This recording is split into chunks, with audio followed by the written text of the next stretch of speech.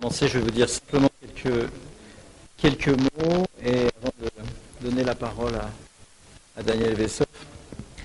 Donc déjà tous mes remerciements et tous nos remerciements, général-major Van den Put, pour chef de la maison militaire du roi, pour sa présence et l'intérêt que porte la maison royale à cette journée d'études et à tous les enjeux qui s'y concentrent. Également aux représentants des différentes associations qui travaillent comme nous pour la préservation et la transmission du patrimoine mémoriel. À la presse aussi pour les échos donnés à cette manifestation. Je renvoie à cette belle petite séquence, ce beau petit montage d'hier soir sur la RTBF. Je remercie très sincèrement Daniel Vessoff pour ce travail qu'il mène sur les lieux de la Gestapo depuis plusieurs années déjà et qui commence à acquérir la dimension qu'il mérite. Je remercie également toute l'équipe de la Fondation car aujourd'hui, il n'est pas un projet dont un de ses membres soit responsable que l'ensemble de l'équipe nous soutienne. Je remercie aussi le groupe Mémoire, son président Pierre-Paul Batten et Claire Pao. Daniel Vessoff est responsable du projet Quartier.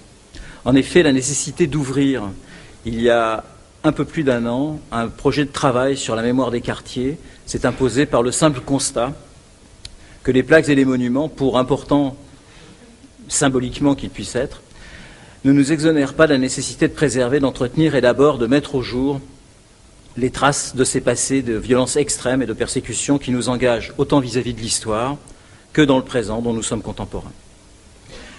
Notre fondation est installée au cœur du quartier des Marolles, un des lieux d'accueil de l'immigration, devenu, au début du siècle, puis après la guerre de 14-18, un espace de la communauté juive venue de l'Est, mais aussi un des lieux qui a été encerclé et bouclé pour y effectuer les rafles en vue des déportations via Malines vers Auschwitz. Or, ce quartier ne garde que quelques timides traces de ce qu'il a été et des persécutions qui ont été menées. C'est ce que me faisait remarquer Daniel peu avant que je prenne mes fonctions. C'est ce qui a motivé la décision d'ouvrir ce véritable chantier d'archéologie mémorielle, si on peut dire. Et on en a eu la preuve hier soir, combien c'était archéologique et mémoriel à la fois, en regardant cette petite séquence, ce petit reportage de la RTBF. Mutatis mutandis, cette situation d'effacement est proche de ce à quoi l'on est confronté avec l'ancien siège de la Gestapo, puisque les caves de ce centre de torture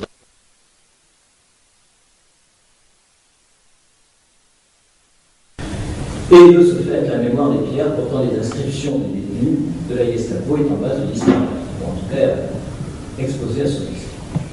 Nous sommes face à la quasi-impossibilité de parvenir à un accord aujourd'hui, mais peut-être cela changera-t-il demain, et de parvenir à un accord qui permettrait tout simplement de protéger ce patrimoine et de préserver et de transmettre cette mémoire.